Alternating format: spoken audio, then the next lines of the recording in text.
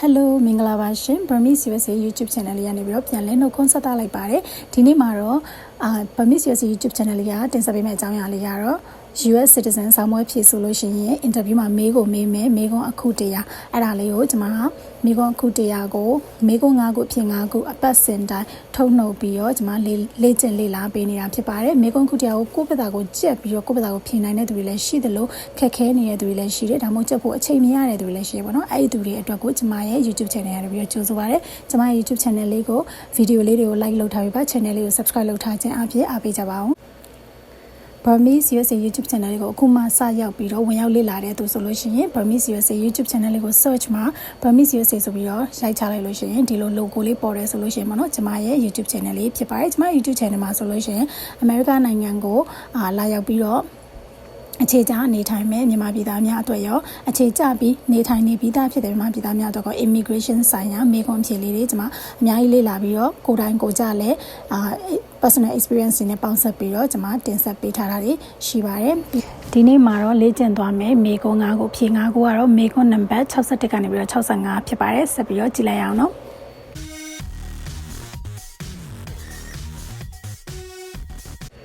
Question 61. Why did the colonists fight the British? Because of high taxes. Because of high taxes. Why did the colonists fight the British? Why ဘာကြောင့် colonists colony တွေကเนาะကျူးကျော်ပြီးတော့နေမြေတွေကိုကျူးကျော်ပြီးတော့ရှာဖွေတဲ့သူတွေက fight လုပ်တာလေဟလာပြန်လဲတွန်းလှန်တာလေ the British ဆိုတဲ့အတိုင်းBritain နိုင်ငံကသူတွေကိုပေါ့နော် British တွေကိုဒီ colonist တွေကဘာလို့တိုက်ခိုက်တာလဲ because of high taxes ဘာလို့လဲဆိုတော့အခွန်အခါတွေတအားကြီးလို့ပါတဲ့ပြီးခဲ့တဲ့အပတ်တုန်းကလေ့ကျင့်သင်ကြားပေးသွားတဲ့ဒီဗီဒီယိုထဲမှာဆိုလို့ရှိရင်British Britain Europe UK Scotland အဲ့ဒါတွေကဘာကွာခြားမှုရှိလဲပေါ့နော်သူတို့ရဲ့ဒီဥရောပတိုက် Europe ဆိုတာဥရောပတိုက်ပေါ့နော်အဲ့ Europe ရဲ့အနောက်မြောက်ဘက်မှာရှိတယ် Great Britain ဆိုတာဟုတ်ပြီနော်အဲ့ Great Britain ဆိုတဲ့ဒီနိုင်ငံမှာ UK လည်းပါတယ် Scotland လည်းပါတယ်ပေါ့နော်ပြီးတော့တခြားနိုင်ငံလေးလည်းရှိသေးတယ်ပေါ့ဆိုအဲ့တော့ဥရောပတိုက်ရဲ့ဒီမြေပုံလေးနဲ့ဒီ UK နော် UK ဆိုတာ United Kingdom of Great Britainဟုတ်ပြီနော်အဲ United Kingdom of Great Britain ဆိုတာကပြောသလို Europe ရဲ့အနောက်ဘက်မြောက်ဘက်အနောက်မြောက်ဘက်မှာတည်ရှိတယ်အဲ့ဒီတည်ရှိတဲ့နိုင်ငံတွေကဘာတွေပါလဲဆိုတော့ Scotland ပါမယ်တဘောWales ပါမယ် London ဆိုတာကြားဦးတယ်အဲ့ဒါပါတယ် England ပါတယ်เนาะ London ဆိုတာ England ရဲ့မြို့တော်ပေါ့เนาะဆိုတော့ဒီနိုင်ငံတွေအားလုံးကို Great Britain လို့ခေါ်ပါတယ် Great Britain ဆိုတဲ့နိုင်ငံမှာဒီနိုင်ငံတွေအကုန်လုံးပါဝင်တယ်ဆိုတော့ဒါလေးတွေကအရန်ရောထွေးတာပေါ့เนาะအဲရောထွေးတာလေးကိုနည်းနည်းလေးနားလည်အောင်ပြပြတာပါအဲ့တော့America နိုင်ငံကမြန်မာနိုင်ငံက British တွေရဲ့ကျူးကျော်အုပ်ချုပ်မှုကိုခံရတယ်။အဲ့ British ဆိုတာဘယ်နိုင်ငံလို့လဲဆိုတော့ဒီ United Kingdom of Great Britain UK ရလာတဲ့သူတွေဖြစ်ပါတယ်။ UK မှာဘယ်သူတွေပါဝင်လဲဆိုတော့ Scotland, Wales, England, London အဲ့ဒါတွေပါဝင်ပါတယ်။ဒါကတော့ကမ္ဘာမြေပုံမှာဟုတ်ပြီနော်အဲ့မှာအာဖရိကအစိမ်းရောင်လေးအာဖရိကရဲ့အပေါ်မှာအပြာရောင်လေးက Europe ဆိုပြီးတွေ့ရနော်အဲ့ Europe မှာဟိုပါပြီးသား UK ကပါပြီးသား Europe က United Kingdom of Great Britain ကလည်း Europe ထဲမှာတိုက်ထဲမှာပါပြီးသားပါဥရောပတိုက်ထဲမှာဒါပေမဲ့သူကGreat Britain ဆိုပြီးတော့နိုင်ငံတနေရာတသက်ဖြစ်ပါတယ်အဲ့ဒါလေးကရောတတ်တယ်ပေါ့နော်ပြီးတော့ဒီ Great Britain ရဲ့နိုင်ငံထဲမှာဘာတွေပါလဲဆိုတော့ဒီမှာဓာတ်ပုံထဲမှာပြထားတဲ့အတိုင်းပဲနော် Wales ပါတယ် England ပါတယ် Scotland ပါတယ်လိုမျိုးလေးပါပါတယ်နောက်ဒါလေးက US ကလူတွေဗမာပြည်ကသူတွေ UK နဲ့ Europe နဲ့မှားတက်တဲ့ဒီရောနေတဲ့ဟာလေးကိုကျွန်မတစ်ခါတည်းရှင်းပြပေးသွားတာဖြစ်ပါတယ်ဆိုတော့ဒီမှာ Great Britain လို့ပြောလိုက်ရင် Britain လို့ပြောလိုက်ရင် British လို့ပြောလိုက်ရင်ဘယ်သူတွေလဲဆိုတော့ဒါ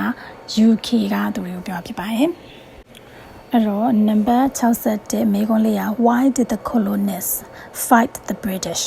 ဆိုတာ UK United Kingdom of Great Britain ကသူတွေကို British လို့ခေါ်ပါတယ် British တွေကိုဘာဖြစ်လို့တဲ့ colonists တွေကနေပြီးတော့တိုက်ခိုက်တာလဲ Why did the colonists fight the British because of high taxes tax တွေအများကြီးကောက်လို့ because of high taxes ပြီးတော့အဲ့အချိန်ခါတော့ဆိုလို့ရှိရင်ဒီ Britain မှာGDP မှာ UK မှာသူတို့ ကြိုက်တဲ့ဘာသာလဲကိုယ်ွယ်ခွင့်မရှိဘူးဒါမျိုးပေါ့နော်အရန်ကျင့်ကြက်တဲ့နေရတာဆိုတဲ့ခါကျတော့သူဘယင်စနစ်လည်းဖြစ်တယ်လေနော်ဆိုတဲ့ခါကျတော့အမေရိကကိုသူတို့တွေကရောက်လာကြတယ် colonist တွေကအမေရိကကိုရောက်လာတဲ့အကြောင်းရင်းကဘာလဲဆိုတော့ freedom ကိုလိုချင်လို့เนาะအဲ့ဒါတွေကပြီးခဲ့တဲ့အပတ်တုန်းက practice question တွေမှာပါပြီးသားဖြစ်ပါတယ်ပြန်နှွေးပေးတာပါ Question number 62 Who wrote the Declaration of Independence? Who ဘသူက wrote ရေးခဲ့တာလဲ Declaration ကြေညာချက် of Independence လွတ်လပ်ရေးကြေညာချက်အခုအမေရိကနိုင်ငံအကြောင်းပြောနေတာဖြစ်တဲ့အကြောင်းမလို့အမေရိကနိုင်ငံရဲ့လွတ်လပ်ရေးကြေညာချက်ကိုဘသူကရေးခဲ့တာလဲလို့တော့မေးရပါ Who wrote the Declaration of Independence? Declaration of Independence Declaration of Independence. Who wrote the Declaration of Independence? နာမည်လေးကိုလွတ်ကြပါ Thomas Jefferson.အဲ့တော့မြန်မာပြည်မှာဆိုလို့ရှိရင်လည်းလွတ်လပ်ရေးဖခင်ကြီးကဗိုလ်ချုပ်အောင်ဆန်းဆိုပြီးတော့လူတိုင်းကသိတယ်ပေါ့နော်အဲ့လိုပဲအရန်အရေးကြီးတယ်ဒီ question ကမေးပါလိမ့်မယ်မေးဖို့ chance အရန်များပါတယ်ဒီ question ကိုသိချချက်ပါ No, who wrote the Declaration of Independence? ဘသူကလွတ်လပ်ရေးကြေညာချက်ကိုရေးခဲ့တာလဲ Thomas Jefferson. Who wrote the Declaration of Independence? Thomas Jefferson. Question number 63. When was the Declaration of Independence adopted? 1. ဘယ်တော့အခါမှာ was the Declaration of Independence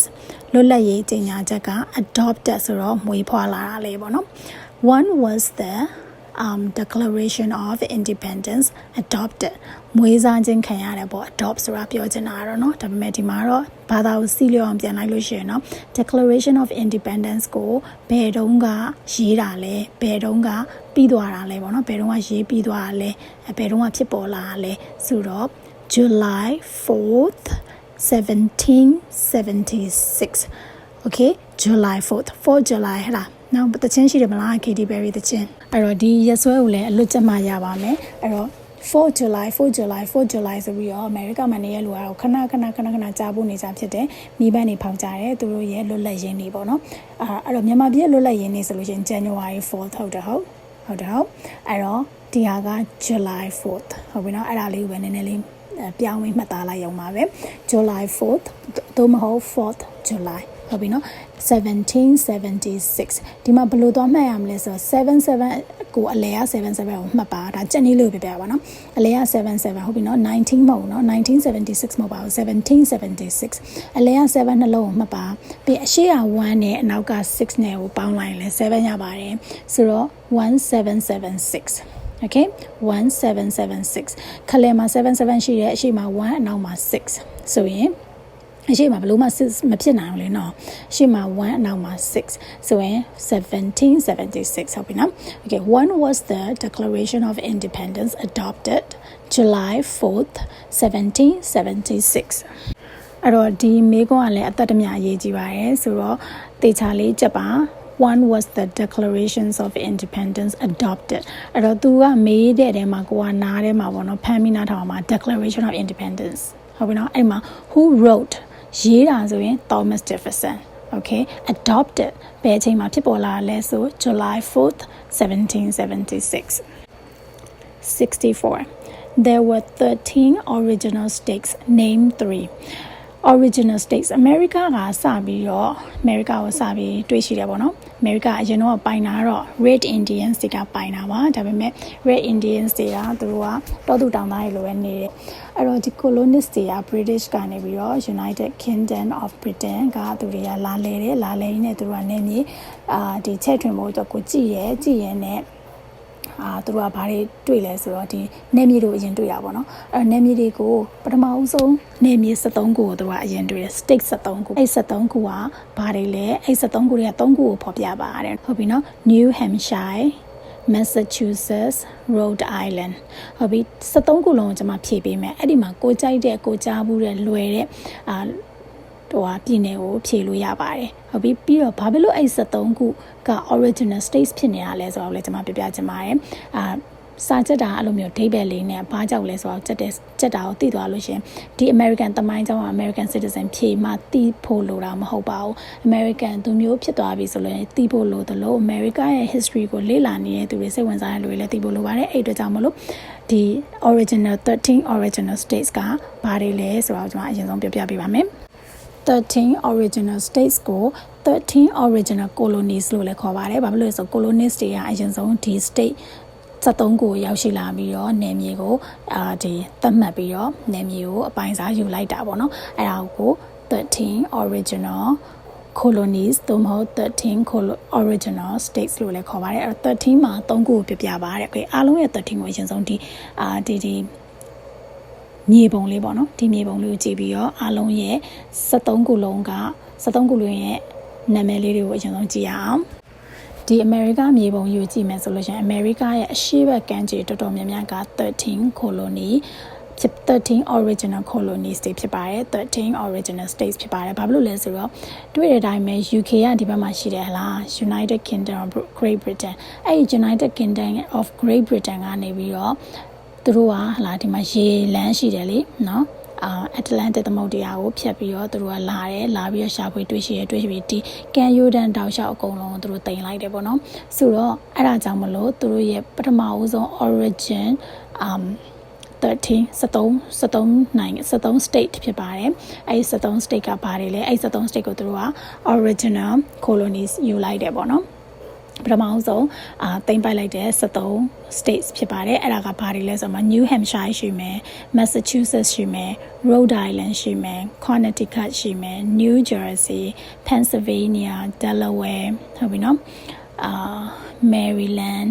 Virginia North Carolina South Carolina and Georgia ဆိုပြီးတော့ဖြစ်ပါအဲ့ဒီက3ခုကြိုက်တာเนาะကြိုက်တာကိုဖြေလို့ရတယ်ဥပမာကျမဆိုလို့ရှိရင် North Carolina South Carolina Georgia ဆိုလို့ရှိရင်ပိုလွယ်တယ်လို့ထင်တယ်ပါဆိုတိတ်ပြီးတော့အများကြီးကြက်စရာမလိုဘူးเนาะ New York လည်းပါတယ်เนาะဒီမှာ New York လည်းပါတယ်ကိုက New York မှာနေရဆိုလို့ရှိရင်လည်း Coast State ကိုမမှတ်မိစရာအကြောင်းမရှိဘူးလေเนาะအဲ့ဒါပြောချလိုက်ရုံပဲ New York New Jersey Pennsylvania เนาะ Delaware Maryland ကြိုက်တာဖြေ3ခုเนาะ Okay next question 65. What happened at the Constitutional Convention? What happened at the Constitutional Convention? Constitution ဆိုတာမှတ်မိလားဒီမေကွန်းရဲ့ပထမဆုံး question ဖြစ်တဲ့ Constitution ဆိုတာဘာလဲဆိုတာကိုပြောပြထားတဲ့ question လေးရှိတယ်အဲ Constitution ကဘာလဲဆိုတော့ဒီအခြေခံပေါ့နော် Supreme Law of the Land America နိုင်ငံရဲ့အခြေခံဥပဒေเนาะအခြေခံဖွဲ့စည်းပုံအခြေခံဥပဒေဖြစ်ပါတယ်အဲ့တော့ဒီမှာမေးသွားတာကเนาะ what happened at the Constitutional Convention Convention ဆိုတာဒါအစည်းအဝေးပေါ့နော်အဲ့တော့ Convention ဒီအစည်းအဝေးမှာ Constitutional Convention မှာဘာဖြစ်သွားတာလဲဆိုတော့ Constitution ကိုရေးဆွဲခဲ့တာပါ Constitution ဆိုတဲ့ဒီအခြေခံဥပဒေเนาะအခြေခံဖွဲ့စည်းပုံအခြေခံဥပဒေကိုရေးဆွဲခဲ့တာပါ what happened at the Constitutional Convention Constitution was written the Constitution was written USA လို့ပြောတဲ့အခါမှာ the USA the United States of America အဲ့လိုပဲ Constitution ရလဲရန်ကြီးစေတော့ the ထည့်ပြောပါ the Constitution was written what happened at the Constitutional Convention the Constitution was written အပတ်စဉ်တိုင်းမှာမေကွန်5ခုအဖြေ5ခုကိုတူတူကြက်မှတ်လေ့လာပေးနေရဖြစ်တဲ့ကြောင့်မလို့စာကိုလိုက်နိုင်အောင်လိုက်ပေးပါဒါလေးတွေကိုမမှတ်မိဘူးဆိုလို့ရှိရင်တနေ့ကိုအနည်းဆုံးမနက်တစ်ခါနေ့လေတစ်ခါညတစ်ခါဒါပို့ကားမောင်းရင်းနဲ့ပဲဖြစ်ဖြစ်ဖွင့်ပြီးတော့နားထောင်ပေးပါလွန်ခဲ့တဲ့အပတ်တိုင်း Monday မှာဒီလိုမေကွန်5ခုအဖြေ5ခုကိုကြက်မှတ်လေ့လာပေးရဲဆိုတော့လွန်ခဲ့တဲ့အပတ်ကပေးထားတဲ့ဒီလိုမျိုးမေကွန်5ခုအဖြေ5ခုမေကွန်နံပါတ်1ကနေ9 6ကနေ10နောက်17ကနေ15အဲ့ဒါလေးတွေလွတ်သွားတယ်ဆိုလို့ရှိရင်ပြန်ကြည့်လို့ရအောင်ဒီနေရာလေးမှာစာတန်းလေးထားတာပဲမယ်အဲ့ဒါလေးနှိပ်ပြီးကြည့်ပါနော်အားလုံးပဲအောင်မြင်ကြပါစေဘိုင်ဘိုင်